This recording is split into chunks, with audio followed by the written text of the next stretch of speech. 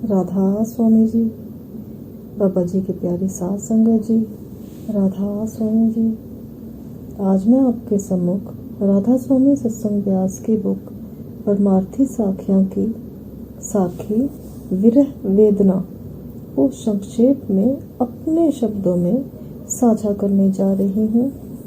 इस साखी में बताया गया है कि सर्दी का मौसम था, सेकने के लिए आग जला रखी थी। शेख सिबली अपने शिष्यों के साथ आग के पास बैठे थे। परमात्मा के विषय में चर्चा चल रही थी। चर्चा करते करते एकदम से गुरु का ध्यान चूल्हे में जलती हुई एक लकड़ी के टुकड़े की तरफ गया, जो कुछ गीला था, इसलिए वो धीरे धीरे सुलग रहा था।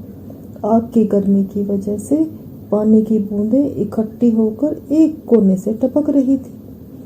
गुरु ने शिष्यों से पूछा, तुम सभी ये दावा करते हो कि तुम्हारे अंदर परमात्मा के लिए, खुदा के लिए गहरा प्रेम है और भक्ति है।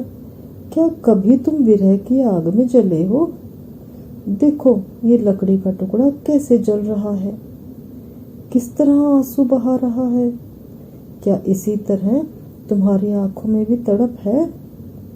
विरह की वेदना के आंसू हैं? नहीं है ना? तो सीखो, इस छोटे से मामूली से लकड़ी के टुकड़े से सबक सीखो। संतों के समझाने के अपने ही तरीके होते हैं। ख्वाजा हाफिज फरमाते हैं, प्रभात बेला की इबादत और रात का विरह मालिक के खजाने की कुंजी है। दोनों मिलकर वही दरवाजा खोलते हैं जहां मालिक अपने रूहानी दर्शन बख्शते हैं। रात का विरह रूह को पिघला देता है और सुबह की इबादत उसे नूर से भर देती है। एक और जगह ख्वाजा हाफिज फरमाते हैं, जो रात की तन्हाई में आंसुओं से दिल को धो लेता है, सुबह की पहली रोशनी में वो मालिक को पा लेता है। साथ संगत जी, प्रभात वेला वो घड़ी है जब सारी दुनिया नींद में खोई रहती है और रूह अपने मालिक को सबसे ज्यादा पुकारती है। ये वक्त सिर्फ इबादत का नहीं, बल्कि वो दरवाजा है जहां इंसान और मालिक के बीच की दूरी खत्म हो जाती है। सुबह सुबह हवाएं भी दुआएं बनकर चलती हैं। सुबह जिस वक्त भक्त तड़प के साथ परमात्मा का ध्यान कर रहा होता है, उस वक्त सारी सृष्टि उस रूह के लिए दुआ बन जाती है। रात का विरह इश्क के हकीकी की सबसे बड़ी निशानी है। ख्वाजा हाफिज फरमाते हैं, जो रात को सो गया वह इश्क में अभी जागा ही नहीं। ख्वाजा हाफिज खुद रातों को जागते थे, कभी खुदा की याद में हंसते थे, कभी रोते थे। फरमाते हैं, वो नींद कैसी जब दिल जाग रहा हो, और वो जागना कैसा जब दिल तेरी याद में रो रहा हो। रात का सन्नाटा दिल को मालिक से बात करने के लिए तैयार करता है। हर आंसू एक दुआ बन जाता है, हर सिसकी एक नक्श बन जाती है, जो सीधे मालिक के दर तक पहुंचती है। दुनिया कहती है ये पागल है, पर ख्वाजा हाफिज कहते हैं, खुदा के इश्क की पहचान ही यही है कि वो दुनिया की समझ में नहीं आता।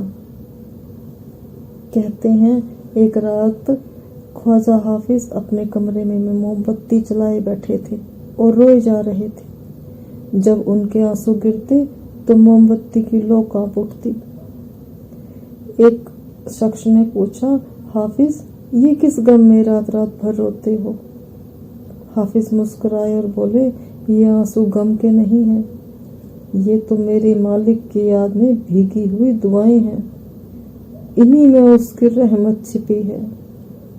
मैं रोता इसलिए नहीं हूँ कि मालिक दूर है, मैं रोता इसलिए हूँ कि वह इतना करीब है और मैं उसे फिर भी नहीं छू पा रहा हूँ। साथ संगत जी, ये वियोग, ये विरह, यही तो मालिक की प्राप्ति का, उसके दीदार का पहला दरवाजा है।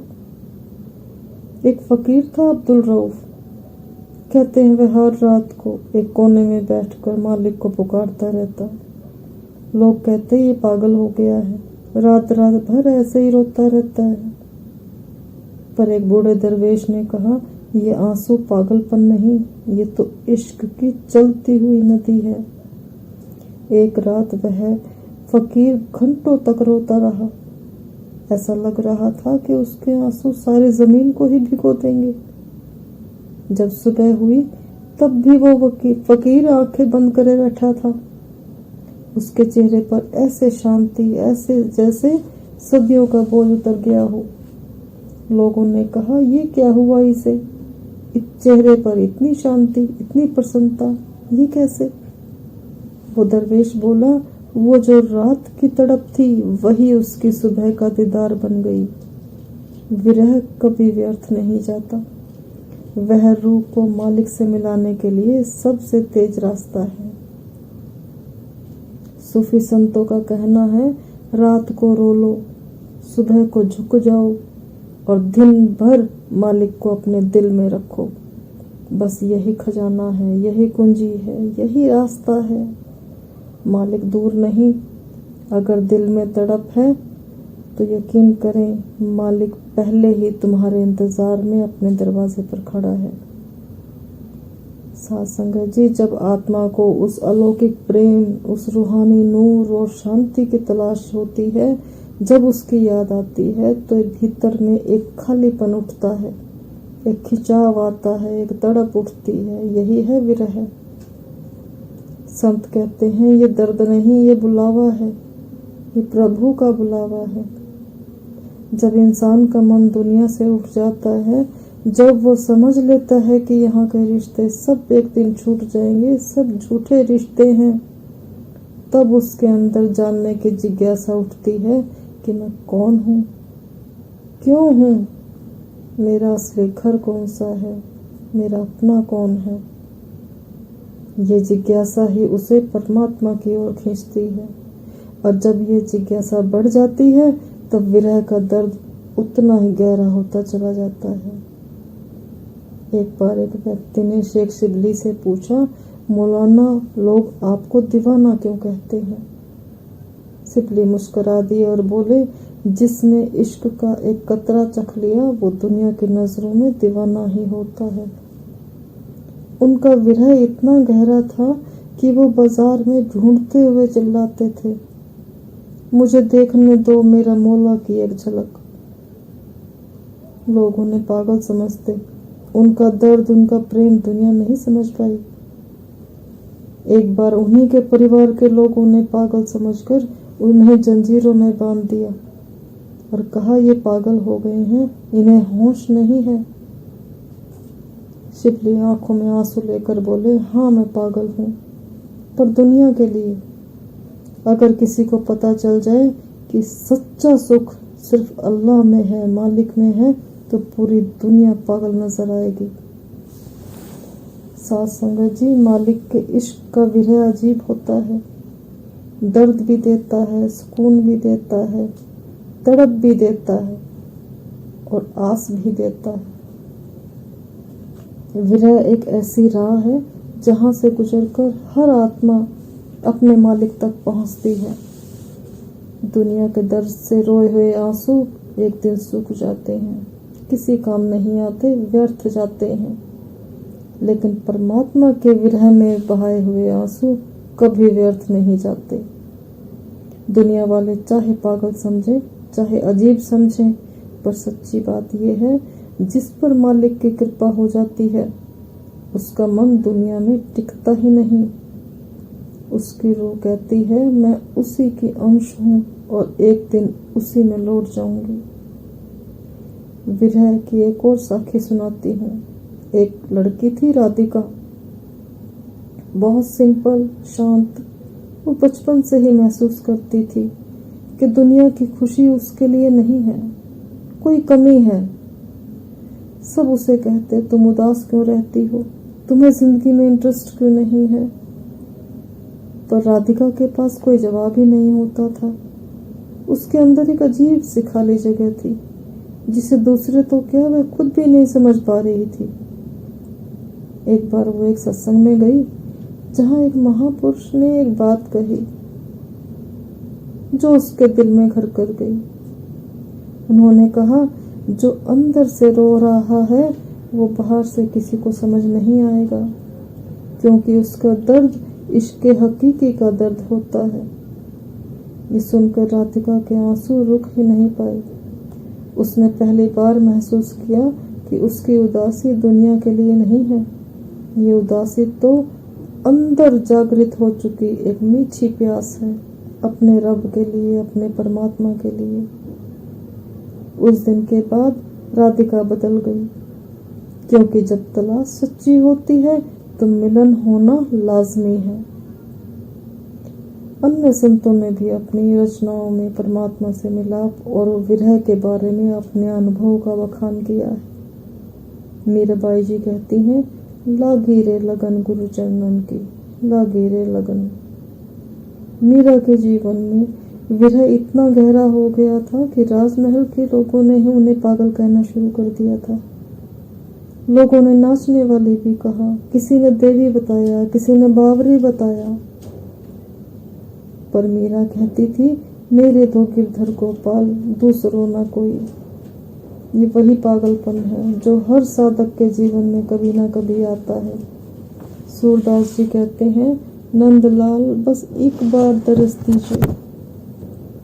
संत तुकाराम जी के बारे में आपने सुना होगा कि तुकाराम जी खेत में काम करते करते रुक जाते थे, आंखों में आंसू और बार बार पुकार करते थे, माजा विठल दिसना, माजा विठल दिसना।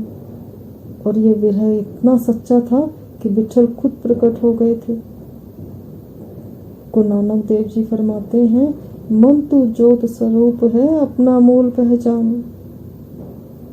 एक और जगह फरमाते हैं, बिछोड़ा दुख सबन का, गुर बिन ज्ञान न होए।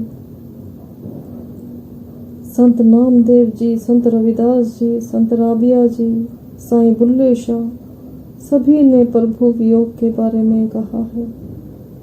शेख फरीद तो यहाँ तक फरमाते हैं, बिरहा बिरहा आखिए, बिरहा तो सुल्तान। भाव ये है कि विरह को विरह मत आखो, विरह मत कहो। विरह तो वास्तव में सुल्तान है, राजा है, शासक है। यानी परमात्मा का वियोग मन में उठने वाली तड़प, ये बेचैनी कोई साधारण चीज नहीं है। ये राजसी शक्ति है और जो आखिरकार उसे परमात्मा के करीब ले जाती है। संत कहते हैं, प्रेम, भक्ति, नाम जप या ध्यान, इन सब का शुरुआत तब होती है जब विरह जागता है। विरह के बिना ना भक्ति लगती है, ना ध्यान लगता है, और मिलन तो होता ही नहीं है। जब भी साधक रो पड़े या अंदर से मालिक की याद उठे तो ये कमजोरी नहीं है, यह आत्मा की जागृति का संकेत है। जब भीतर तड़प नहीं होती, स्पिरिचुअल प्रोग्रेस शुरू नहीं होती। विरह मन को भटकने नहीं देता, ध्यान की गहराई बढ़ाता है, दुनिया के रंग तमाशों से पीछे कर देता है, साधक को मालिक की ओर जाने के लिए मजबूर कर देता है। जैसे लोहे को पिघलाए बिना आकार नहीं मिलता, वैसे ही आत्मा को विरह की आग बिना शुद्ध नहीं किया जा सकता। जो साधक आज विरह की आग से गुजर रहा है, उसे मुबारक है। कबीर ने कहा था, विरह बिना न प्रेम रस आवे। एक और जगह कहते हैं, जा मरने से जग डरे, मेरे मन आनंद। ये आनंद कोई साधारण नहीं है, ये विरह के बाद का आनंद है, जिसमें कभी वो रोता है, कभी वो हंसता है। जब नाम जप कर हमारा मन अपने मूल से जुड़ जाता है तो विरह मिलन में बदल जाती है। महाराज जी समझाते थे, दिल में प्रभु की याद उठना उसकी ही कृपा है। जो अंदर हमें कमी महसूस होती है, जो खालीपन महसूस होता है, जो प्यास महसूस होती है, वो हमारी अपनी नहीं है, वो मालिक की लगाई हुई है। विरह ईश्वर का बुलावा है। इससे हमारा मन पवित्र हो जाता है, अहंकार चला जाता है, नाम सिमरन सहज हो जाता है और आत्मा अपने असल की तरफ रुख करती है। संत कहते हैं बस चलते रहो, मिलन निश्चित है। एक बार बाबा जी से किसी ने सवाल किया, जिसका उत्तर देते हुए बाबा जी ने फरमाया कि हम अपने गिल्ट में ही बैठे रहते हैं। हमें लगता है मैं तो इतना गुनाहगार हूँ, मैं कैसे उस मालिक के सामने जा सकता हूँ। पर मालिक कहता है मैं तो वेट में बैठा हूँ, इंतजार में बैठा हूँ कि वो मेरे पास आए। इसलिए मन लगे या ना लगे, तुम बैठो, अपनी जिम्मेवारी पूरी करो, अपने आप बैठने की आदत पड़ जाएगी। चाहे दुख है, चाहे सुख है, कोई बड़ाई कर रहा है या बुराई कर रहा है, इसकी परवाह नहीं करनी। वैसे भी इसे समझ पाना हर किसी के बस की बात नहीं है। साथ संगत जी, आइए आज से ही हम अपनी ओर से भजन सिमरन को पूरा समय देने की कोशिश करें, ताकि हमें भी परमात्मा का दीदार हो सके, हम भी शब्द के साथ जुड़कर अपनी असल की पहचान कर सकें। इसी भावना के साथ आपसे विदा लेती हूँ। जल्द ही अगली साखी लेकर आपके समक्ष उपस्थित होंगी। बाबा जी हम सब के जीवन में अपनी कृपा यूं ही बरसाते रहें। राधा स्वामी जी, राधा स्वामी जी।